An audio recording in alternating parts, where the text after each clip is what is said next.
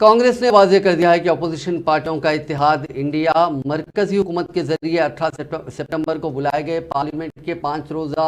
खुसूसी इजलास का बाइकआउट नहीं करेगा। कांग्रेस के सीनियर लीडर जयराम रमेश ने चारशंबे के रोज पार्टी हेडक्वार्टर्स में मुनक़िदा प्रेस कॉन्फ्रेंस के दौरान इस सिलसिले में वजाहत की और साफ किया कि खुसूसी इजलास में अवाम से जुड़े इशूज़ पर हुकूमत से पार्लियामेंट में बहस कराने का मुतालबा किया जाएगा। जयराम रमेश का कहना है कि 5 सितंबर को कांग्रेस पार्लियामानी पार्टी की मीटिंग और इंडिया इत्तेहाद के लीडरों की मीटिंग इस मामले पर हुई थी, जिसमें फैसला हुआ कि भले ही हुकूमत मनमानी कर रही है और उसने खुसूसी इजलास के एजेंडे की जानकारी अपोजिशन पार्टियों को नहीं दी, लेकिन कांग्रेस और इंडिया इत्तेहाद में शामिल सभी पार्टियां अवामी मफाद में पार्लियामेंट सेशन में हिस्सा लेंगी और अवाम से जुड़े मुद्दों को ऐवान में उठाकर उन पर बहस का मुतालबा करेंगी।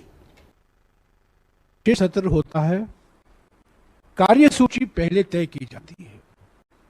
और कार्यसूची जो एजेंडा है, जो कार्यसूची है, वो सभी पार्टियों से बातचीत करके एक बार, जैसा कि मैंने कहा, सर्वसम्मति तो असंभव है, पर एक आम सहमति बनाने की प्रयास होती है सरकार की ओर से। पर यह पहली बार हो रहा है कि विशेष सत्र बुलाया गया है और एजेंडा, कार्यसूची की जानकारी हमारे पास नहीं है। यह बहुत दुर्भाग्यपूर्ण है। और तीसरी बात जो उन्होंने खत में लिखा है कि जो बुलेटिन में छपा है,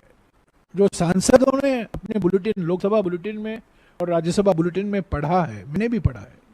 कि 18 तारीख सरकारी बिजनेस,